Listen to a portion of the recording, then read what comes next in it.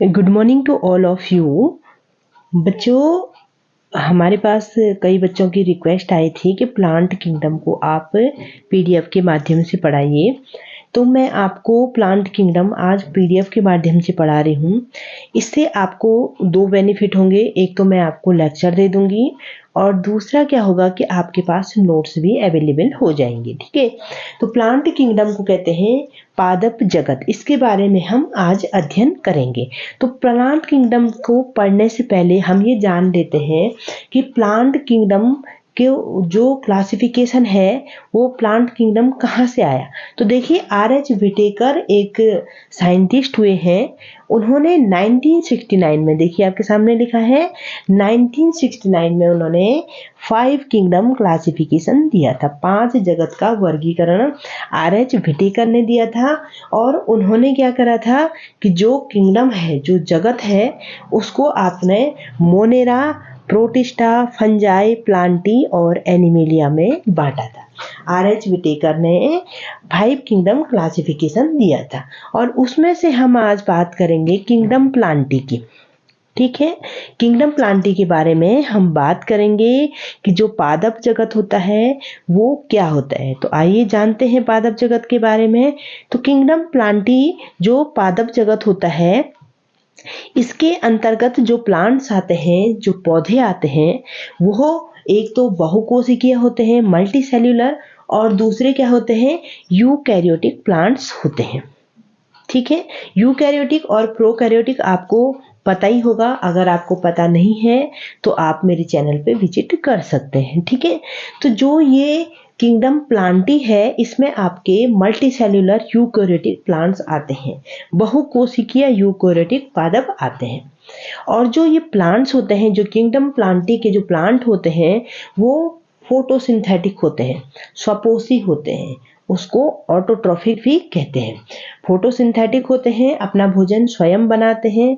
Photosynthetic का मतलब होता है सूर्य के प्रकाश में अपना भोजन स्वयं बनाने वालों को आप प्रकाश संश्लेषी कहते हैं। ठीक है, अब जो किंगडम प्लांटी है, आपका जो पादप जगत है, उसको भी 5 समूहों में बांटा गया है। ठीक है, पादप जगत को 5 समूहों में बांटा गया है और हम एक एक करके हर समूह के बारे में पढ़ेंगे। तो आज की क्लास में हम एल्गी के बारे में डिस्कस करेंगे। आज की क्लास में हम एल्गी के जनरल कैरेक्टर्स के बारे में पढ़ेंगे और उसके बाद हम एल्गी के डिटेल को कल की क्लास में पढ़ेंगे।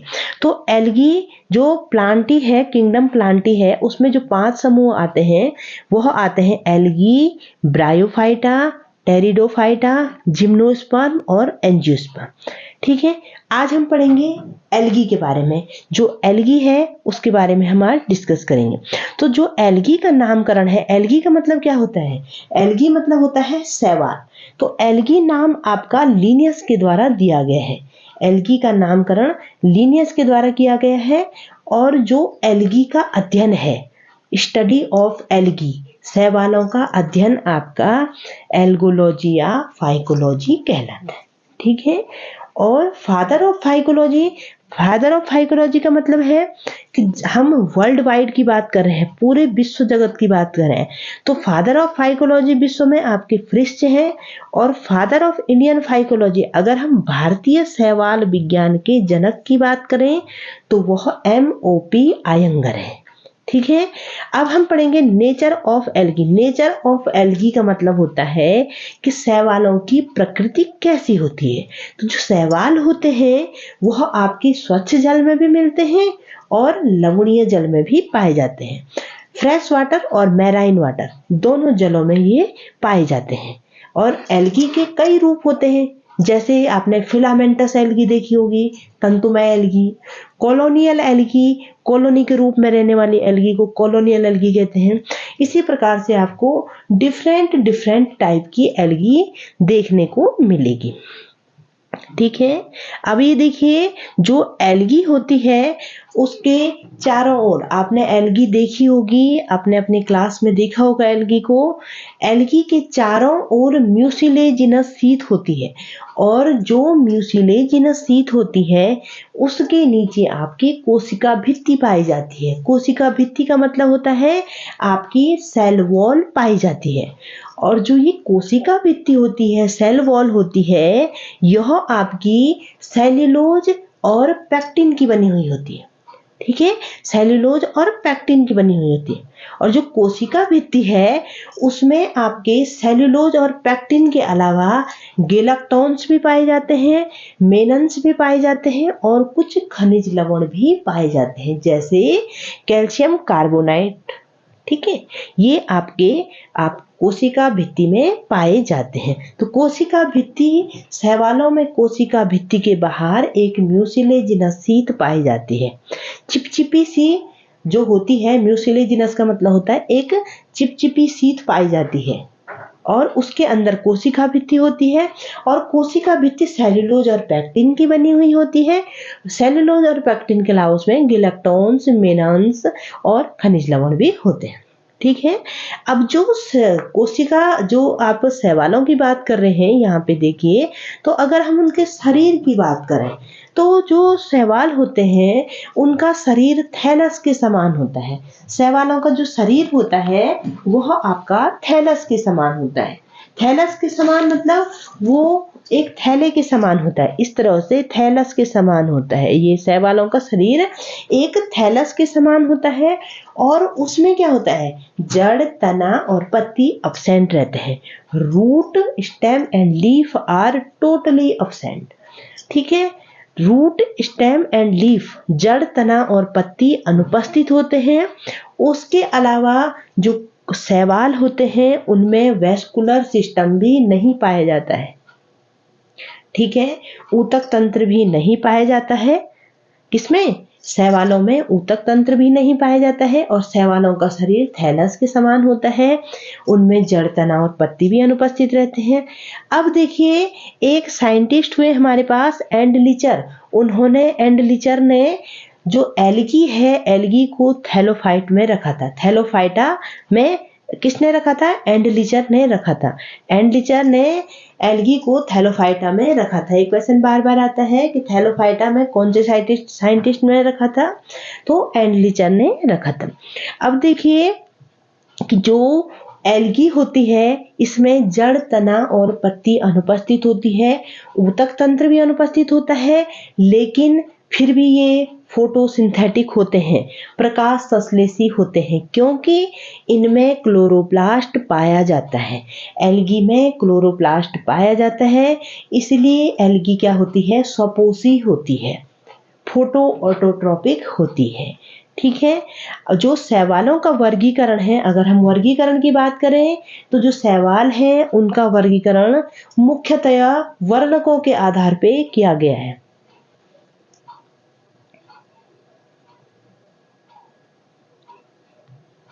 शैवालों का वर्गीकरण आपके वर्णकों के आधार पे किया गया है।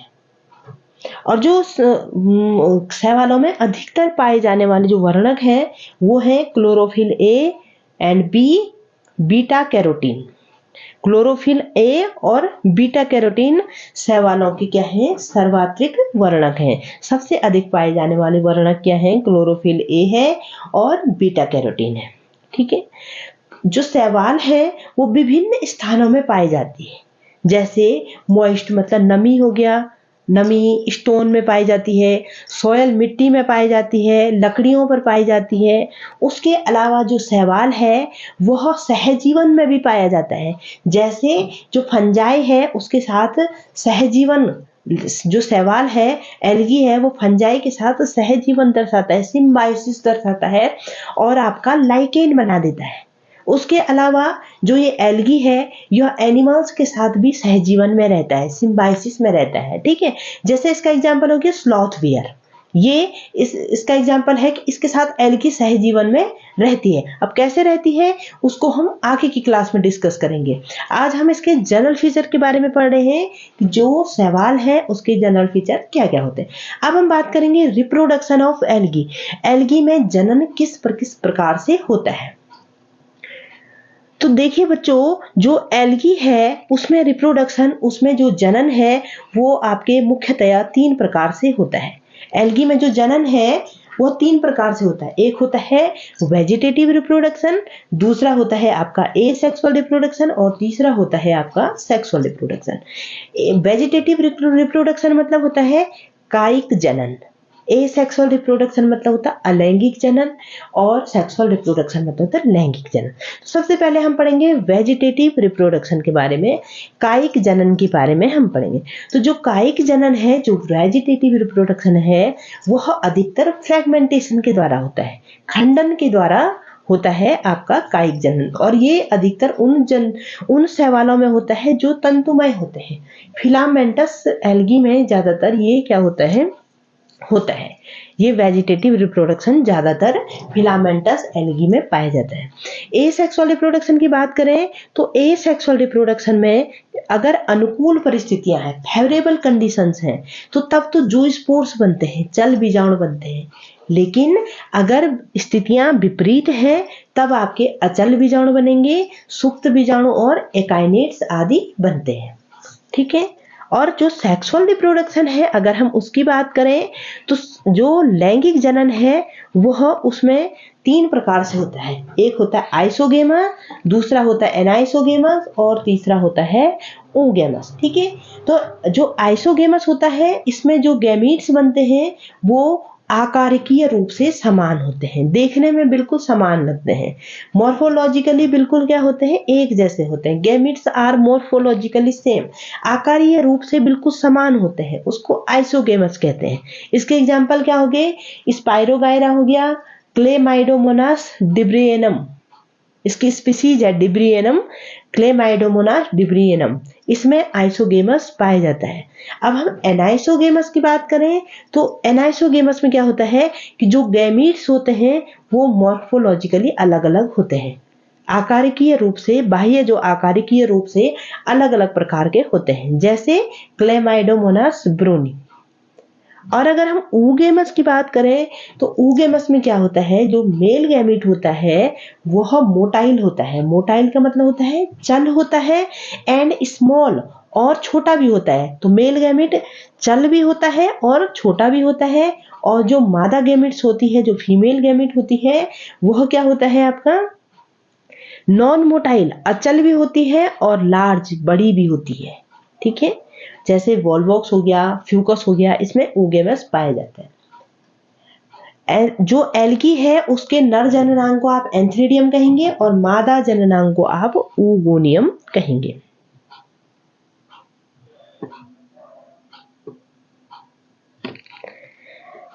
अब जो एल्गी के जो जननांग होते हैं वो जैकेट विहीन होते हैं, उनके बाहर से कोई जैकेट नहीं होता है। लेकिन इसका भी एक अपवाद है कि जो आपके ग्रीन एल्गी कारा है, जो हरी शैवाल एक कारा है, उसके जो जननांग होते हैं वो बहुकोशिकीय होते हैं और जैकेटेड होते हैं। ठीक है। ये अपवाद आपको याद रखना है कि जो ग्रीन एल्गी कारा है, हरी शैवाल कारा है, उसके जननांग बहुकोशिकीय और जैकेटेड होते हैं। उसके अलावा जो एल्गी है उसके जननांग क्या होते हैं, एक कोशिकीय होते हैं और जैकेट विहीन होते हैं। ठीक है। और जो एल्गी का प्लांट होती है वह क्या होता है, अगुणित होता है। एल्गी का जो पादप होता है, प्लांट होता है, वह क्या होता है, अगुणित होता है। अगुणित का मतलब हैप्लॉइड होता है, एक्स होता है उसमें। तो इसलिए जो लैंगिक जनन होता है वह किसके द्वारा होता है, उसका जो जाइगोट बनता है उसमें मियोसिस हो जाता है। मियोसिस का मतलब होता है अर्धसूत्री विभाजन। अर्धसूत्री विभाजन में क्या होता है, उसमें हैप्लॉइड गैमीट्स बनते हैं, हैप्लॉइड बनता है। मियोसिस क्या होता है, अर्धसूत्रण हो जाता है, उसमें जो आपके गुणसूत्रों की संख्या हो जाती है वह आधी हो जाती है।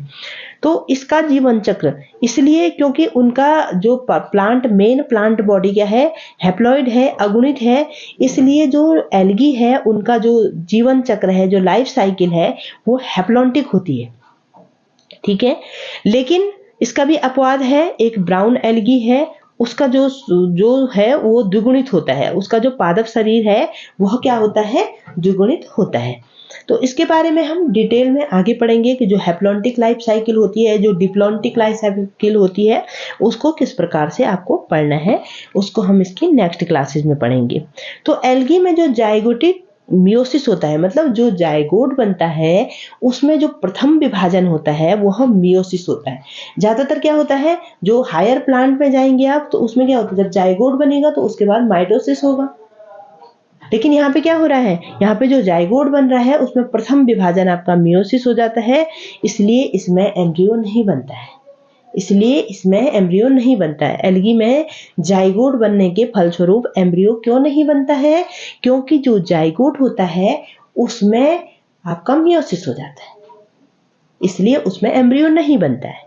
एल्गी में बार बार क्वेश्चन पूछा जाता है कि एल्गी में जाइगोट बनता है लेकिन एम्ब्रियो क्यों नहीं बन पाता है। एम्ब्रियो इसलिए नहीं बन पाता है क्योंकि जो जाइगोट है उसमें मियोसिस हो जाता है, और जब उसमें मियोसिस हो जाएगा तो एम्ब्रियो कहाँ से बनेगा। ठीक है, तो जो एल्गी का वर्गीकरण है वह आपका मुख्य रूप से प्रकाश संश्लेषी वर्गकों के आधार पे किया गया है। ठीक है, इसके अलावा जो कोशिका भित्ति है और जो शरीर का संगठन है, संग्रहित भोज्य पदार्थ है, उनके आधार पर भी आपका वर्गीकरण किया गया है। तो जो एल्गी है उसको निम्नलिखित 3 क्लासेस में बांटा गया है, आपके सामने तीनों क्लासेस लिखी गई हैं। क्लोरोफाइसी को ग्रीन एल्गी कहते हैं, फियोफाइसी को ब्राउन एल्गी कहते हैं और रोडोफाइसी को रेड एल्गी कहते हैं। तो आज की क्लास में हम यहीं तक पढ़ेंगे। एक बार हम फिर से समरी कर लेते हैं कि हमने आज की क्लास में क्या पढ़ा है, और अगर आपको अच्छा लगे कि पीडीएफ से पढ़ाना ज़्यादा बेटर है तो आप कमेंट में लिख करके ज़रूर लिखेंगे कि आप पीडीएफ से ही पढ़ाइए, तो फिर मैं आपको पीडीएफ से ही पढ़ाऊंगी और उससे आपको नोट्स भी मिलते रहेंगे। तो आज की क्लास में हमने पढ़ा था कि जो आर.एच. व्हिटेकर हुए हैं उन्होंने 5 किंगडम क्लासिफिकेशन आपको दिया था, उसमें उन्होंने मोनेरा, प्रोटिस्टा, फंजाई, प्लांटी और एनिमेलिया के बारे में बताया था। तो हम किंगडम प्लांटी का डिस्कशन कर रहे हैं आज की क्लास में। तो किंगडम जो प्लांटी है उसमें आपके बहुकोशिकीय यूकैरियोटिक प्लांट्स को रखा गया है, जिनमें क्या होता है, फोटोसिंथेसिस होता है। और जो किंगडम प्लांटी है उसको आपने 5 समूहों में बांटा था, एल्गी, ब्रायोफाइटा, टेरिडोफाइटा, जिम्नोस्पर्म और एंजियोस्पर्म। और आज की क्लास में हम स्टडी कर रहे हैं एल्गी के जनरल फीचर के बारे में, जो एल्गी के सामान्य लक्षण होते हैं उसके बारे में बात करें। तो एल्गी नाम सबसे पहले लिनियस के द्वारा दिया गया है, और जो एल्गी का अध्ययन है वो एल्गोलॉजी या फाइकोलॉजी कहलाता है। और जो father of phycology world wide की बात करें तो फ्रिश्च हैं, और अगर भारतीय शैवाल विज्ञान के जनक की बात करें तो आपके एमओपी आयंगर हो गए हैं। एल्गी आपके स्वच्छ जल में भी पाई जाती है और लवणीय जल दोनों जगह पाई जाती है, तंतुमय भी पाई जाती है, कॉलोनियल भी पाई जाती है। एल्गी की जो कोशिका भित्ति होती है वो सेल्यूलोज और पैक्टिन की बनी होती है, उसके अलावा उसमें गिलक्टॉन्स भी होते हैं, मेनन्स, खनिज लवण आदि भी होते हैं, और जो कोशिका भित्ति है उसके बाहर से एक म्यूसिलेजिनस शीट भी पाई जाती है। ठीक है, और अगर शरीर संरचना की बात करें तो शैवाल का शरीर क्या होता है, थैलस के आकार का होता है, जड़, तना और पत्ती अनुपस्थित होते हैं, ऊतक तंत्र उसमें अनुपस्थित होता है। एंडलिचर ने एल्गी को थैलोफाइटा में रखा था। ठीक है, एल्गी में क्लोरोप्लास्ट पाया जाता है, इसलिए ये क्या होते हैं, फोटो ऑटोट्रॉपिक, प्रकाश संश्लेषी स्वपोषी होते हैं। और जो एल्गी का जो सहजीवन है वह एक आपने फंजाई के साथ देखा तो लाइकेन बना, और अगर यह एनिमल्स के साथ सहजीवन की बात करें तो इसका एग्जाम्पल आपने स्लॉथ बियर देखा। रिप्रोडक्शन की बात की हमने कि एल्गी में 3 प्रकार का रिप्रोडक्शन पाया जाता है, फ्रैगमेंटेशन और वेजिटेटिव रिप्रोडक्शन। वेजिटेटिव रिप्रोडक्शन का मतलब होता है कायिक जनन, और दूसरा हमने एसेक्सुअल रिप्रोडक्शन की बात करी, और तीसरा हमने सेक्सुअल रिप्रोडक्शन की बात करी है। उसके अलावा हमने आज की क्लास में पढ़ा जो एल्गी के नर जननांग है उसको एंथ्रेडियम कहेंगे और मादा जननांग को आप ऊगोनियम कहेंगे। ठीक है, उसके बाद हमने पढ़ा कि जो एल्गी है उसमें जाइगोट तो बनता है लेकिन एम्ब्रियो क्यों नहीं बनता है, क्योंकि जो जाइगोट है उसमें मियोसिस हो जाता है। और लास्ट में हमने पढ़ा कि जो एल्गी है उसको हमने प्रकाश संश्लेषी वर्णक, उसके अलावा कोशिका भित्ति और जो संग्रहित भोज्य पदार्थ है उसके आधार पे हमने एल्गी को 3 क्लासेस में बांटा, क्लोरोफाइसी, फियोफाइसी और रोडोफाइसी। तो कल की क्लास में हम स्टार्ट करेंगे क्लोरोफाइसी के बारे में, डिटेल में पढ़ेंगे। तो आज के लिए क्लास इतना ही काफ़ी है। अगर आपको वीडियो अच्छी लगे तो आप लाइक कीजिए, कमेंट कीजिए, शेयर कीजिए। Thank you classes.